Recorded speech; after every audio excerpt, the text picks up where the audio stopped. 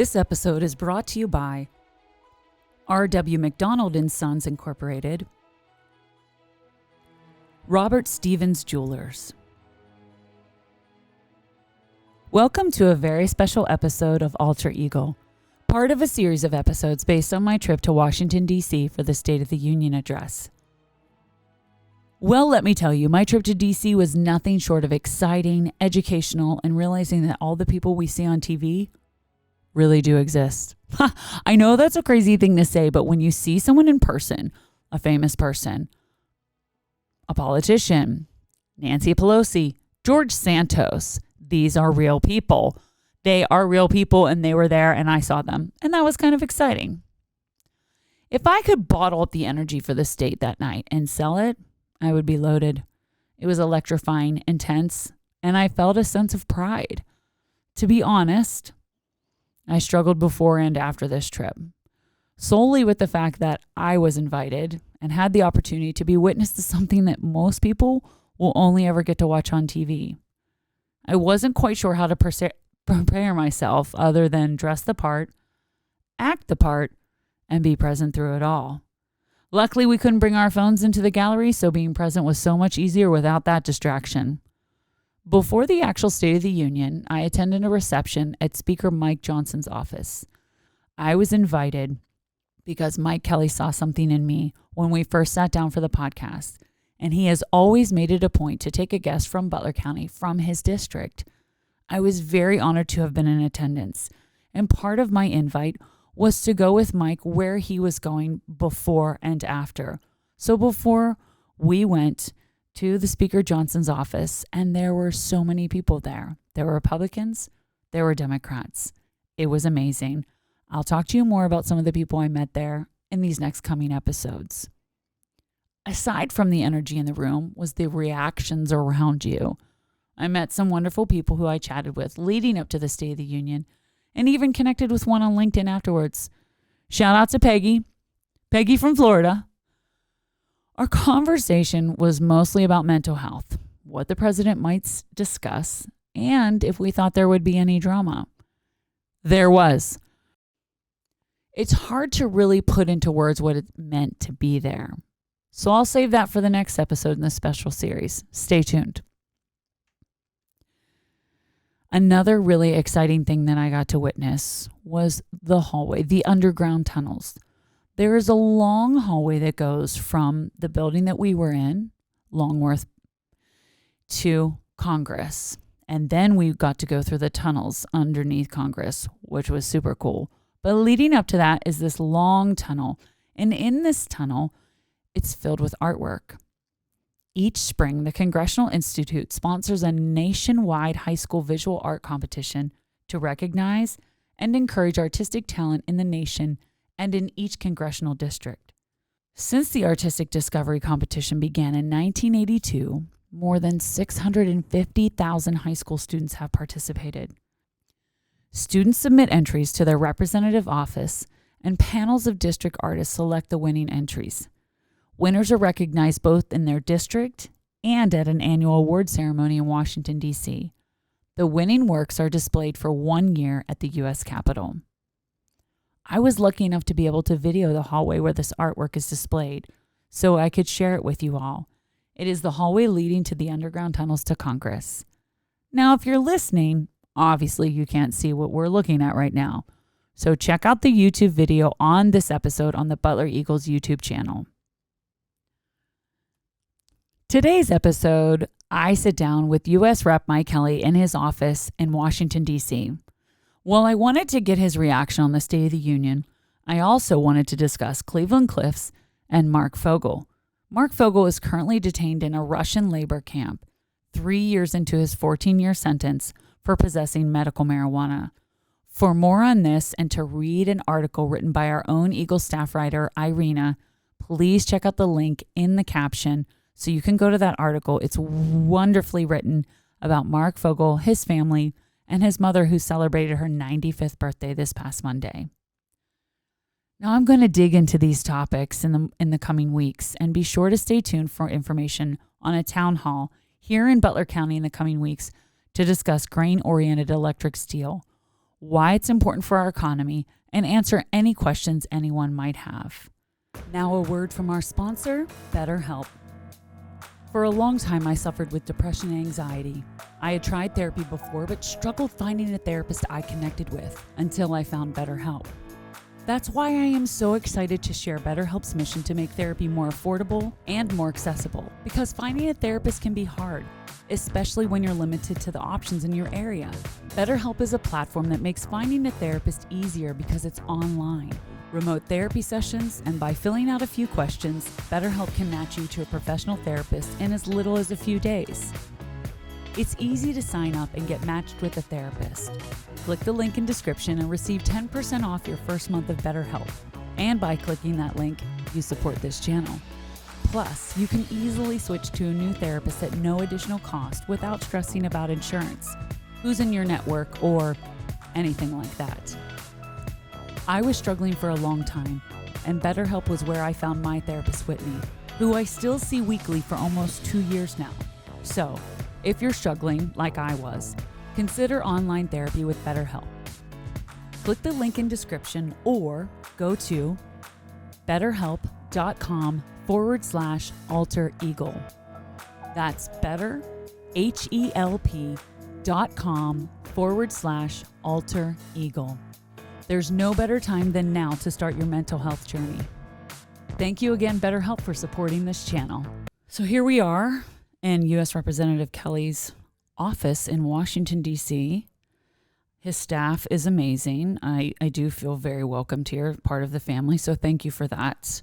And thank you for my invitation to the State of the Union address. Such a wonderful experience. I met a lot of people at Speaker Johnson's reception, and I have to go back and look at all the business cards now so I can remember who I met. Right. So very exciting. So yes, thank you for that. And let's just start there. I just want to hear your thoughts on last night's State of the Union. Yeah, first of all, whoever the President of the United States is, once you step onto the House floor, and you're invited, by the way, to come in and address the Congress and the country on the State of the Union. Now, the only caveat with that is, about half of the people, the reps that are sitting there, the members of the Congress that are sitting there, are probably part of your party, and then the other half is probably part of the opposite party. And I think we need to stop using the term the opposition. That's not healthy. But so you're going to be under some scrutiny that is really hard. Now, you were in the gallery. Mm-hmm. You had a chance to witness what goes on, and the energy levels, you can feel it there. You can feel it. And so you're the Palpable. President. Yes. And you're the President of the United States, and you're addressing the Congress, and the Supreme Court's there, the Senate's there, the House is there, and there's a whole plethora of other people that are there that are very important in our whole structure of the government. Giving that speech in that arena and being watched not just by the people on the floor and in the gallery, but by millions of Americans across the country is really a pressure-packed moment. And everything you say is going to be dissected and pulled apart. And I like this, I didn't like that. He should have said this, he shouldn't have said that. We needed to hear more. And so it gets down to the point that I really like it. If you could just sit there and listen, that is a great advantage. One of the advantages of being here, this is now, that would have been probably the 10th State of the Union. And the reason I missed some is because of COVID. One of the State of the Unions was given, and it was like there were a person sitting here and then 6 seats and then another person, nobody in the gallery. And for the President of the United States to be standing there and actually speaking out into an open room, that has to be very uncomfortable. But last night's speech, and I think that the expectations are very high on what is it that the President said, what is it that the President meant, what is that going forward. So just trying to digest everything last night. I was trying to get kind of a feel for where the president was going. Usually, whether it was President Obama, President Trump, their agenda was listed kind of like from a high priority. This is what we need to do. This is what we need to work on. And they always used the term we, because if we don't have unity, we're not able to do these things. It's not going to be an all-Republican bill. It's not going to be an all-Democrat bill. It's not going to just come from the House. It's going to come from the Senate, and it has to be signed into law by the president. So there's a lot of moving parts, and sometimes people get hung up on one thing and say, no, look, I don't like this guy. You know what? Or I really like this guy. So you may find something wrong with it. I thought it was perfect. I think that as we look at it today, and there were some people that had positive reactions to it. There were some other people that didn't. One of the things, I can be very direct on this, one of the things we were looking at, we have something called the Neighborhood Act, and really is being able to use private sector money to go into neighborhoods that need to be revamped, worked over, everything else. And the idea behind that and the whole thing, and it was with the co-lead on that with me was a guy named Brian Higgins from Buffalo. And so Republican, Democrat, what's the issue? Neighborhoods that are falling apart. How do you fix them? Well, you don't want to use taxpayer money to do it. Let's develop some type of a legislative piece that would allow private individuals, private entities to invest in and fix these homes up, these places up, and have an improvement. I thought the president was going to talk about, because housing's always an issue. The other things I think that were really important and very important for us, because we've had this conversation with the administration. We produce something in Butler, Pennsylvania, and this is the last place in America that produces grain-oriented electric steel goes.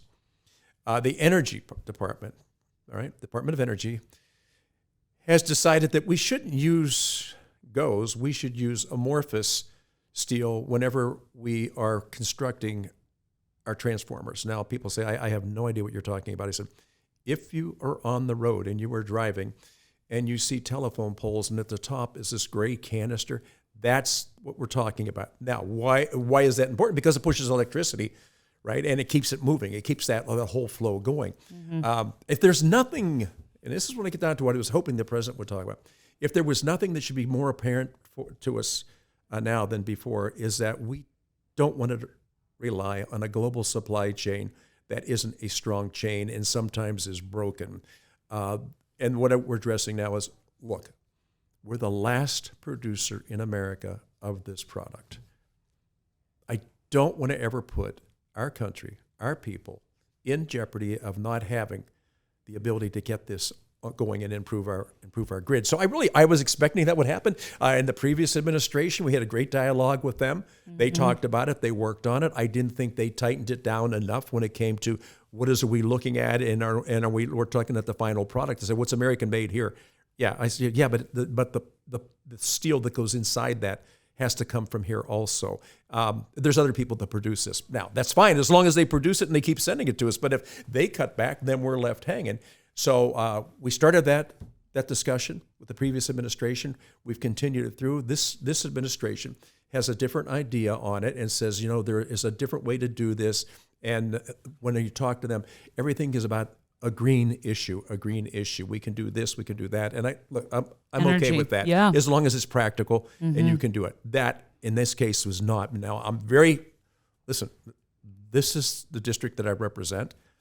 And so I'm very honed in on that. People who are listening now. Yeah, well, and you would think that, that's who I represent. That's who has to step in on it. Chris DeLuzio from the district right down below. 17th District. Yeah, he's Beaver and Northern Allegheny. Yeah, so we have Republicans, we have Democrats, but more important than anything else, we have Americans that are relying on us to develop policy that keeps America strong and safe. So there's a lot going into that, and I really thought the president would talk about that last night. I was hoping about it. It didn't happen. The other issue, and quite frankly, as you know, with Mark Vogel, who now is 2.5 years in a Russia prison, this is a man who's dedicated his entire life to education and in the education of our diplomats' children who are overseas. And if anybody has a chance, you can look at his record and where he's been and what he's done and know that he is devoted to this. Unlawfully detained in Russia, still there. On a 14-year sentence. And he's currently in a labor camp. Yes, yeah. Which... his health is marginal, right? You put somebody in that position and you're really pushing this. You're really pushing this. Absolutely. And again, this is where the political part comes up. I'm so frustrated I think Guy Rushenthaler is frustrated. I think all of the rest of our colleagues, and this is bipartisan, people saying we must get Mark Fogel out. Well, last night we heard about Mr. Whalen and we heard about the journalist from the Wall Street Journal. The president mentioned those two by first name only, and I kept saying, "So what, Mr. President? Where's Mark? Where's that?" And again, you got to be so careful on that because people say, "Oh, you're just trying to take a shot at the president." No, I'm not trying to take a shot at the president. I'm trying to take a shot at our State Department. That's under the executive branch. They have failed us greatly. There is no reason why Mark Fogel is still there that I could understand, or logically people could understand. Now, I can't get in the mind of Putin to understand why he uses these leverages.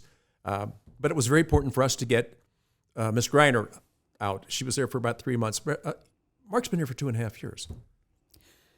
2.5 years. And from what I'm being told, there's not a great...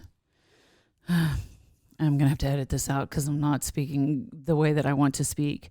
You know, he was sentenced in June of 2022 to 14 years in prison. And what I am understanding is that there's not enough talk about this situation. Like you said, they didn't bring up his name last night. Yeah.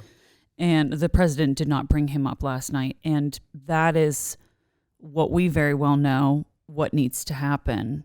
But I did have a conversation with someone earlier today about we want to make sure that we are also being respectful to his family, right? So it's sort of this, what's next? What do we do?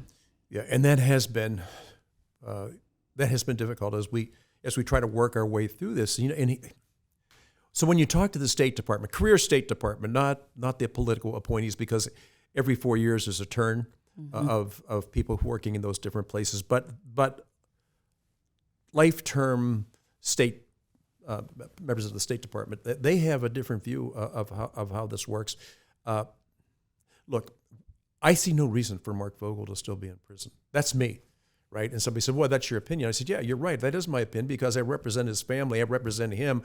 Who in the heck else should be looking at it?" And of course, the truth is, we have a lot of people on that. But you still get down to this issue is we have to tiptoe around all these things. And one of the things I know that I was told by the State Department, well, you know, you all are making it such a big issue that he becomes more valuable for the Russians, that they can demand more in return. It's a we'll give you these people if you give us the people that you have detained. There's a huge difference between who America has imprisoned and who the Russians had taken.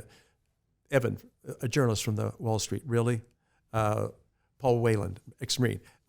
Mark Fogel, teacher for diplomats' children. Really? But I do know this. It is a tremendous burden on the Fogel family.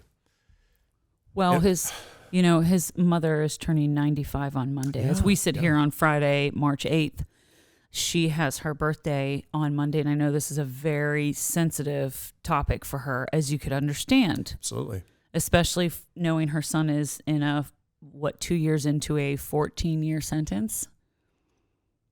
And if we do the math, right, we can figure out what that means. Yeah. So when you talk about this, he's incarcerated with murderers and rapists. And you know, if you understand Russia and the geography of it, he is in one of the hardest places to live, in a prison camp that's a hardcore prison camp. This is a teacher. This is somebody who teaches diplomats' children. Mm-hmm. This is not somebody that it would look at and say, this is a real dangerous person. Now, and you look at why they stopped him and why they've imprisoned him, and says, seriously? For something that's prescribed to him as a medical issue? And you want to imprison him for that? Now, why now? Why now? Well, why now? Because he had been going to Russia for 10 years, over 10 years. He started going. So let's see. He has been a history teacher at international schools in Colombia, Malaysia, Oman, and Venezuela. And he's lived and worked in Russia since 2012, teaching at the Anglo-American School of Moscow. So my understanding is that he's been going there since then, every school year, comes back to the States, I believe, for Christmas and for summer breaks, the normal school breaks. And for most of that time probably was traveling, right? And all of a sudden in his final year, he's detained and then sentenced to prison. Yeah. And I think, the hard thing to come to grasp with, because as Americans, we are so used to being able to go wherever we want to go, state to state, language is the same, currency is the same. It's not this, you got to go through checkpoints, you got to be checked, you got to have your ID on you, you got to go through this, you can be detained. Why? Because we say you can be detained. I think that we are so used to freedom and liberty, our assumption is that's the way it is everywhere, and the reality of it is that's not true. We are the world's last great hope. And I don't want to say, oh yeah, you Americans take credit for everything. You know what? Yeah, we do. We do, and we have a reason to. When 1.5 million men and women who have worn our uniform and fought for freedom and liberty, not just for the United States, but for other places, think of the places we have gone to defend that, and the idea that somehow, well, that's just the way it is everywhere. I got to tell you, it is so narrow, it is so fragile, and if we ever forget that, that's when we lose what we have, and we may never, ever get it back. So I think for those of us that watch it every day, it's just not understandable as to why they would do this. Then you got to think, well, how do these people think? They're always looking as, we will give you this if you will give us that. And so it becomes a real hard piece. Yeah. And we have to play that game. Well, he's in Russia.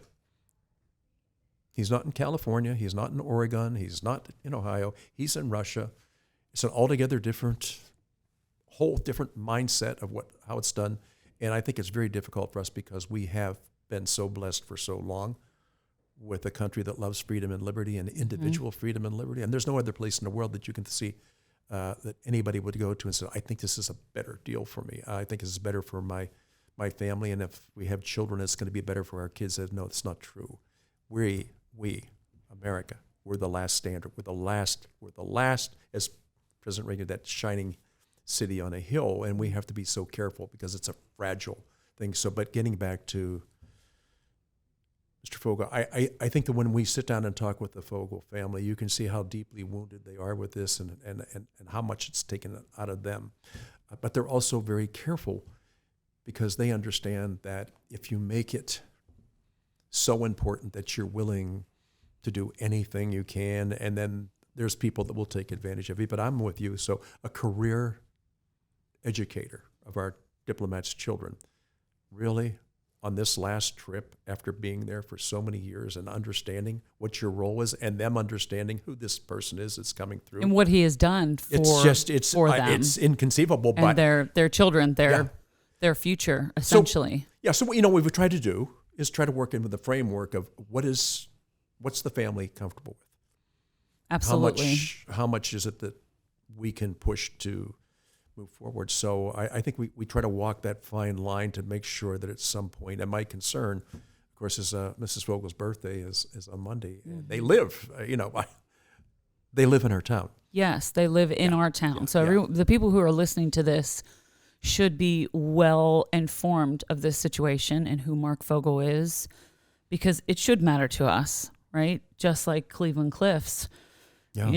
Just hopping back over to that very quickly, Eddie Trezino, who is an Eagle staff writer, wrote an article in February, and he did reference the proposal finalizing those energy standards, which could be released by May and would come into effect in 2027. I mean, here we are in 2024. I think that there was a reference made in one of the Back to the Future movies, where they had like floating cars and floating skateboards, and that's where we thought we would be, and we're not there yet. I don't know if we need to go there, but just thinking about how quickly time passes. So your efforts to support grain-oriented electrical steel impacting Cleveland Cliffs. So America's electrical grid, and we're talking about 1,500 jobs. Mm-hmm. My understanding is we're going to round up. It's 97.7, so 98% energy efficient, and that's one of the biggest. The Biden administration that is their argument, right? That this is going to be more energy efficient for us in the long run.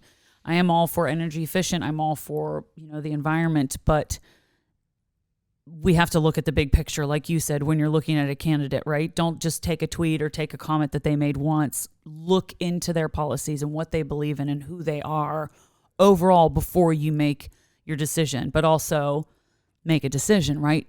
Pick someone. And we've got to talk about this with this being a big election year.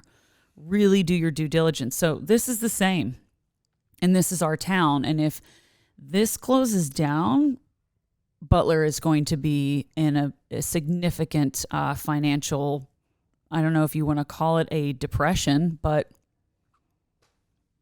Well, the loss of jobs is a loss of jobs. It's the overall effect. What we say, well, it's 1,300 jobs. Well, it's 1,300 families. Well, it's 1,300 families who have children.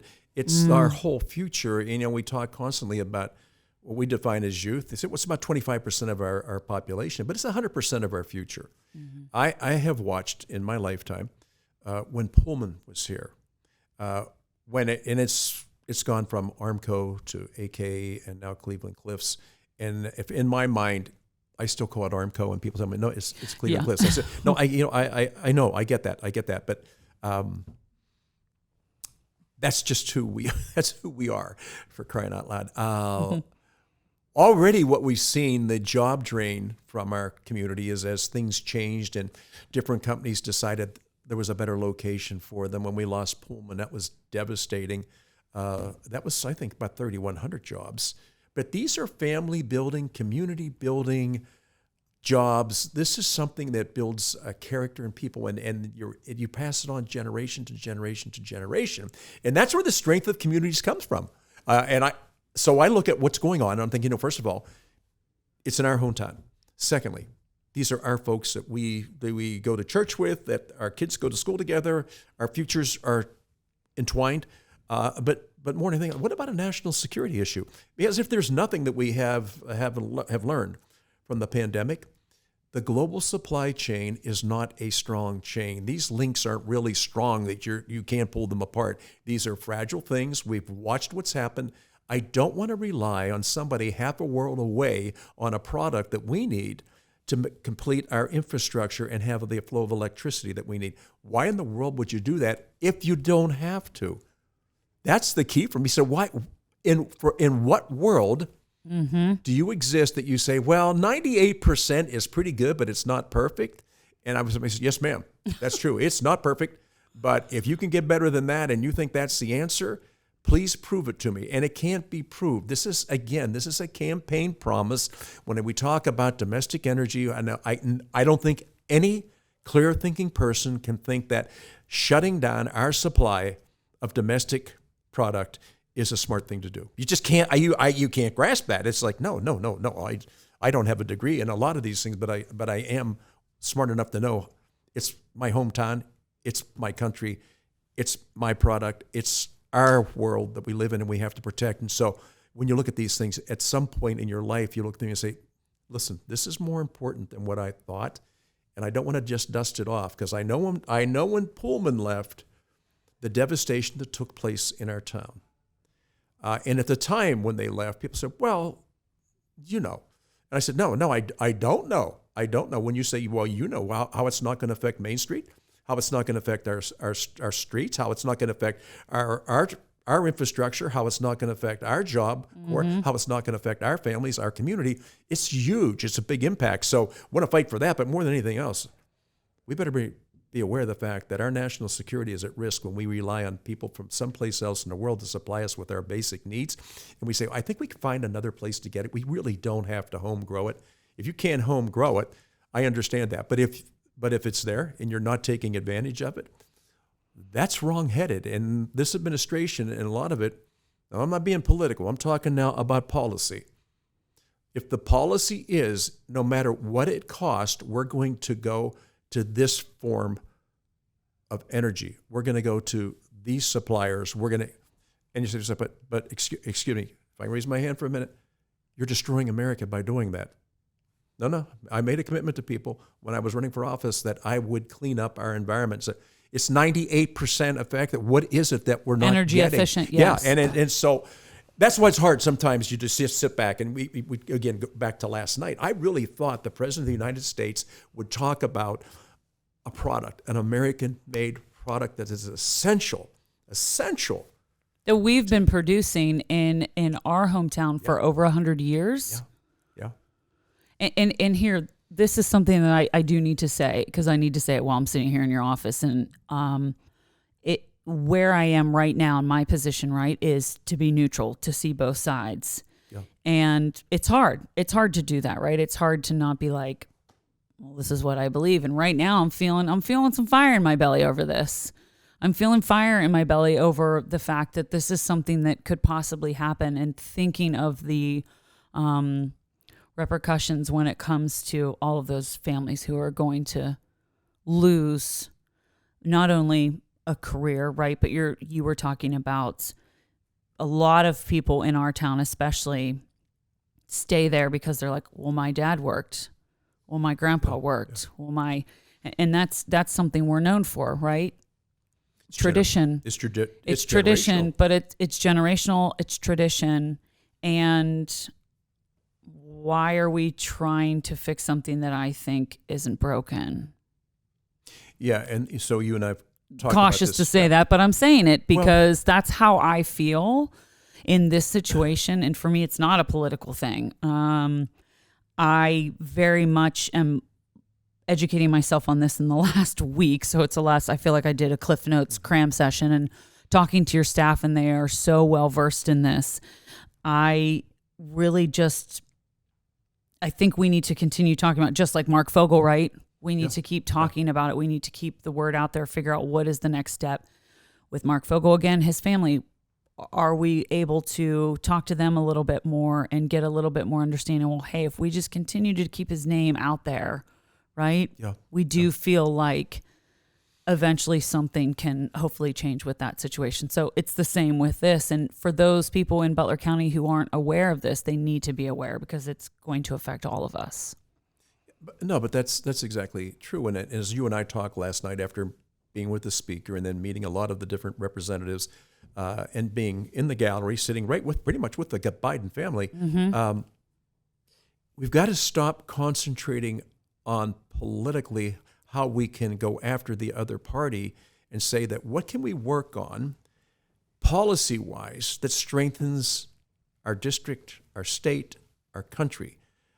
If we can stay on that, as opposed to trying to do something else, and as we did yesterday on an issue with that is very, very it's really hard to understand, and this comes down to something where we had an expert panel come in that sat before the subcommittee that I chair on taxes, tax policy, and we're talking about global taxation and what the effect it's going to have on America. The one thing that usually happens in any time I sit in any type of a congressional briefing or write up, of anything that we do, it's like, well, this is the Democrat choice to be on the panel. This is a Republican choice to be on the panel.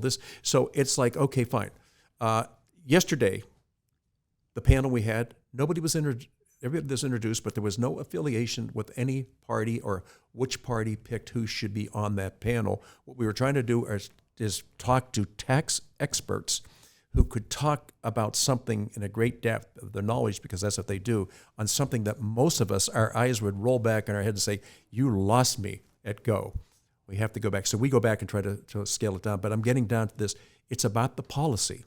Mm-hmm. It's about the policy. Please stay on policy. And if you're looking at it and say, even though my party is talking about it, is it the right policy for the people that I represent? I don't represent 750,000 Republicans or 750,000 Democrats or 734,000 libertarians. I represent 734,000, 750,000 people who have concerns on the way their federal government works. We work for them, and when we talk about it's not our district, it's not our office, it's Pennsylvania 16, and that's the staff that you've been with thinks about it that way. So yeah. Do we like being where we are? And I think we accept that yes, it's good to be here, but it's also good to be able to contribute the right way. And again, getting back to if we cannot find a way to get these things done, it may not hurt. It may hurt somebody in the next election, but does it have a negative effect on the American people? It's more important about where the effect is on the country. So It is interesting to watch, and I had a lot of Very much messages on my phone this morning about the thoughts of last night's speech, and the perception is where we look at, and the range of it, and again, sometimes it gets partisan politics. But being in, do you call it the gallery, the chamber? It's really, the energy in there was just the whole time. It was constant. It's like the minute you walk in, you can feel it. And as people started to fill the room, and where I was sitting was completely full. And like you said, I had the Biden family right next to me. Kamala's husband walked right past me, and I'm like, okay, this is cool. This is pretty cool, because these people I knew they were real, but it's not until you see someone in real life that you're like, oh yeah, they do exist. Okay. I would imagine it would be like seeing a unicorn just out in the forest and be like, that's a unicorn. Like, that's how I felt it last night. And maybe that's just my silly personality, but it was very interesting to see who was standing and clapping and who was not responding. And you get this thought in your head that they're not responding because they don't agree. And it was interesting how you said that you just wanted to listen, right? And there were times I saw you, I did see you. I saw you have your... Well, we talked about Mr. Lewis, who is a real American hero. Yes, and I believe everybody in that room was standing. And I did everybody was room. We did a lot of things together. We did legislation together. Was his office right down here? Is that why that's signed? That's Mr. Hoyer's office, Steny Hoyer, who was was a Democrat leader at one time, and he's still in Congress. I'm not saying he's no longer a leader. He just doesn't have a position that they describe as leader. Okay. But there's a picture of John Lewis there. Yes. And there's a lot of things we look at and say, my gosh, these are comrades. These are people we work with. They're part of our team. And we even at the reception before, there were Republicans and Democrats, right? You were talking to everyone. I didn't know the distinction of everyone because I'm still learning, right? But you knew everybody. And I met so many people, and right now I'm sitting here thinking, oh my gosh, I'm like, who was that I met? Did I get their business card? Yeah. I need to go back and start Googling online. But they're real people that go through the same things in life that all of us go through. Sometimes you wake up and the skies are blue and the sun is warm and you got a strong wind at your back. And then other days you wake up and it's completely clouded over and a rain's driving through your face and you have a problem. And usually, I always talk about the magic numbers. It's usually 2 a.m. to about 4 a.m. You may fall asleep, but those hours, those are bewitching hours, and you wake up, and it could do, usually with a health concern, that you have somebody in the family or a friend or a financial concern that you're saying, I don't know how I'm going to take care of this. Everybody that sits in that gallery, everybody that sits on the floor has the same thing. They're all human beings. They have good days, they have bad days. They have concerns that are real, they have concerns maybe they put too much emphasis on. But at the end of the day, they're all going through the same thing. And I think one of the things, of course, to be here after being on the earth and really being blessed to be in the town I was in with the parents I had and with the wife I have and the children that I have and the friends that I have, it gives me a different perspective than maybe somebody who's much younger who thinks that it's no big deal. It's no big deal. These things are big deals, and these things require a lot of thought and a lot of weighing back and forth. And listen, I get upset about some of the policies. I really do. When I think it's hurting the people that I represent, that's very upsetting. And there's other issues, and it can go on and on and on. But if you realize that you have one vote, and in order to get anything done, there's 435 people in that room that I sit in who cast a vote. My one vote by itself means nothing. I need to get 217 or 218 other people, other representatives say, you know what, I think that's a good piece of legislation, and I will vote for that. And then, of course, it goes through the process, and then down to the Senate and at the White House and everything else. But it comes to, if you think it's all about you, then you got to realize it's not about you. You got one vote, for crying out loud. Now, how do you make that work for the people that you represent and for the country that you live in and you love? And I think that's one of the things. That's a maturation process, by the way. It just didn't happen overnight. I sit with a lot of really good people. I don't know of anybody there that I would say I can't stand this person. Now, there's some of their policies say, no. I've been around long enough. I've done the math. That doesn't work. It's not good for the future. And we'll have disagreements on that. But the key to it all is staff. Who's on staff? Because you mentioned the staff, and I'll tell you what, they come to work. And when we talk about we work half days, no, we're not talking about 4 hours. We're talking about 12 hours. Yes. We never leave this office until we've completed what it is that we have to do.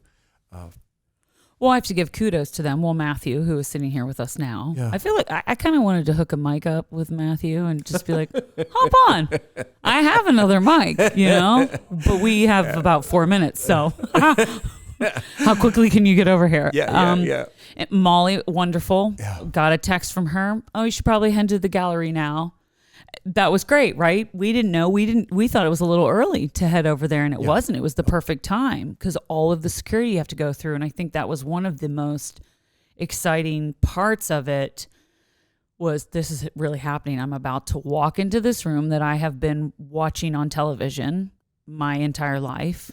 When I was a kid, obviously I wasn't sitting down. I was like, yay, State of the Union address. I'm sorry. And if a kid is doing that, then they probably have a future in politics, right? Or to be a lawyer or go into politics. But it's a room. And when you think of the people who have stood in that space and spoken in that space and what has happened in that space, it's very powerful. And it really was an honor to come. I do feel... you said to me last night, you're like, I hope we're making your time worthwhile here. And I'm like, I feel like I'm on overload. Like, I feel like I need 10 more trips to do what your team does. I mean, I was talking to them and a lot of them are saying, yeah, even though I've been here for 6 months, I have a lot to learn. There are people who are in this for years. The amount of knowledge you have today alone, right? You went to mass this morning at 7:30 before the breakfast with the team, which I was invited to. And then afterwards, you came back here and you had a vote.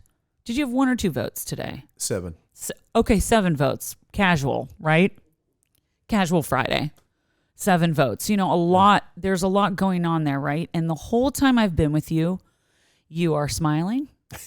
You have a wonderful demeanor about you. These are things that I want to say.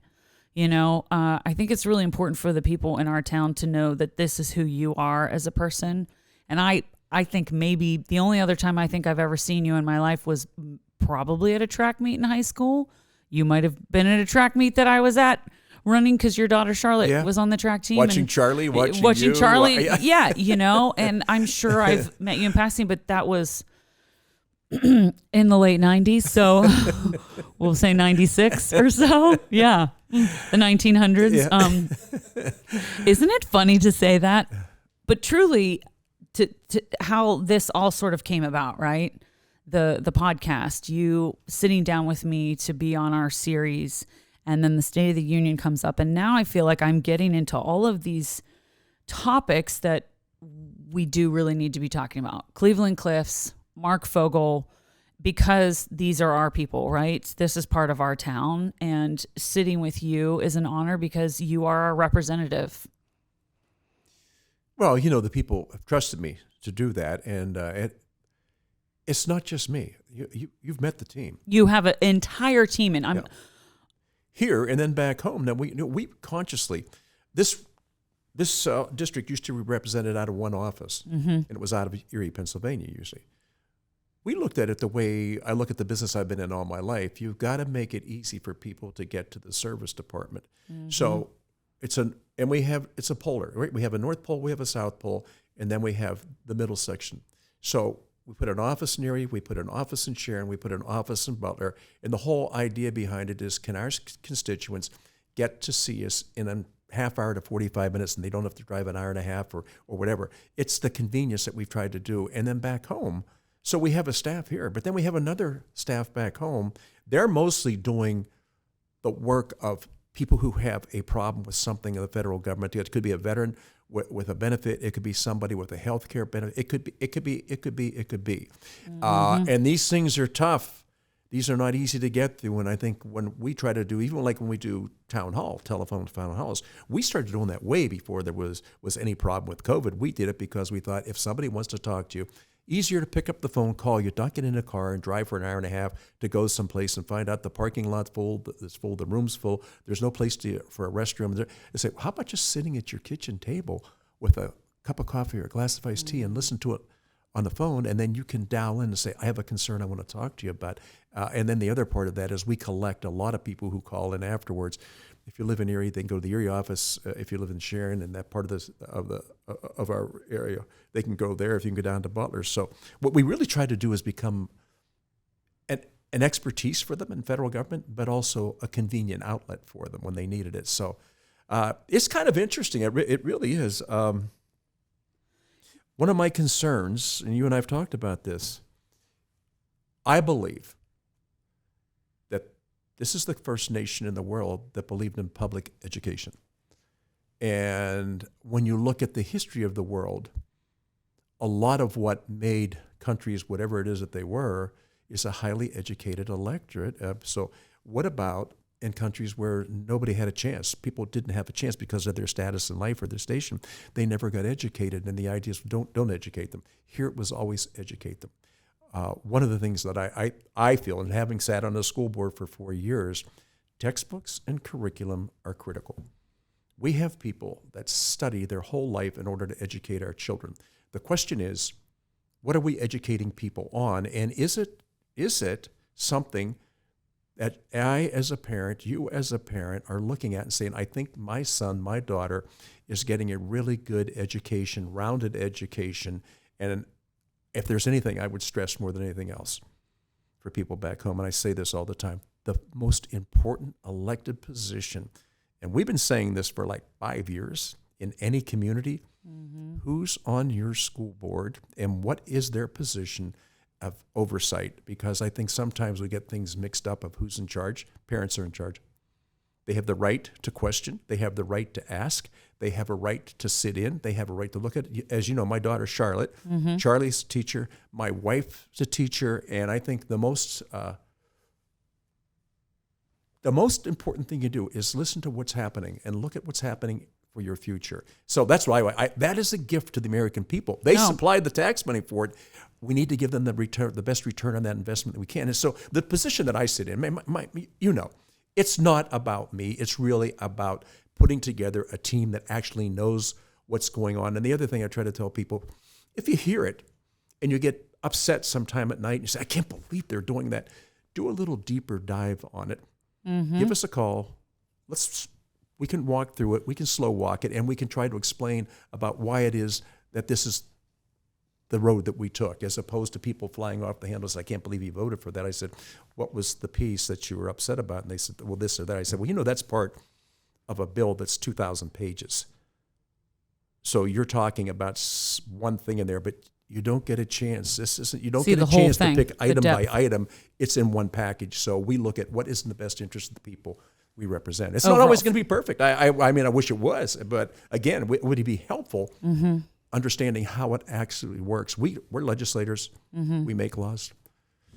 Go to the executive branch. The executive branch enforces the laws, and then we have the judiciary that sits back and say, let us make a judgment about what it is that you're talking about, whether it meets what our Constitution says. And there's no other Constitution in the history of mankind. I truly believe that this is a divine intervention to help men understand what it needs to be to self-govern. Yes. And that's, you ended perfectly. I wanted to ask you if there was anything else you wanted to leave us with. And what I want to say is you have a young, smart, very well-informed team when it comes to all of these policies. I mean, you're like, this is the person to talk to. And this morning at breakfast, something I really noticed was you asked them their opinion, right? What they thought. And they were all able to communicate with you. They each, everybody, if they had something to say, they were able to do that. And I think that's important for people to know, and know that I think you're doing a wonderful job. So thank you. Well, no, thank you. But as it continues forward, we're continual when it comes to education. There's no point in your life where you say, well, I graduated, I don't have to worry anymore. It's no, yeah, well, you've graduated. And I've always liked the fact when people talk about their graduation ceremony and I say, well, you know what? The final thing is, we've taught you now, go out into the world and carry that with you. And I always thought from being a Notre Dame grad, and this has nothing to do with football, by the way, although Terry Henry and I talk every day. We can make it about football. Yeah, well, but it's like, it's more like when I first got there, whether it was Father Hesberg or Father Malloy or Father Jenkins, their last thing is what you learn at Notre Dame, take out into the world. And so we go to all these graduation exercises, and all that was the prep work to go out into the world. And you pick up and you take on what those before you had prepared for you, but it never stops. Listen, you can't take a day off, you can't take a play off. You got to keep rolling. You got to keep rolling. It's not always going to be perfect. There's going to be things that upset you. I get that. All I'm asking is be calm and carry on. Well, thank you. Thank you. And it was a pleasure to be here, and I look forward to coming back. Okay. And as you know, we're going to try to have a town hall for Grain Orient Electric Steel, and I think in concert with our friends at Cleveland Cliffs. I know, listen, we went to school, we've raised families together, we've done all these things together. If we can't get together on this issue, we can't get together on anything. Look, we're going to have an opportunity for the community to come in and listen to what it is that we're talking about, the importance of it, and the danger from not only how it affects our community as a national security issue. We have got to protect this. Agreed. So as soon as we have all that information on that town hall, we will share it with our audience. Perfect. And I'll be there. So hopefully I don't have a conflict. I'm just putting myself out that I'm going to be there. Whatever conflict I have, I will change it. Let's just say that. Priorities, right? So thank you so much. Thank you so much. Really appreciate you being here. Yes, me too. Thank you for tuning in to Alter Eagle. Join me every Monday for a new episode. Make sure to subscribe so you don't miss a single episode, and follow us on Instagram at Alter Eagle Podcast. Until next time, stay safe, stay hopeful, stay kind.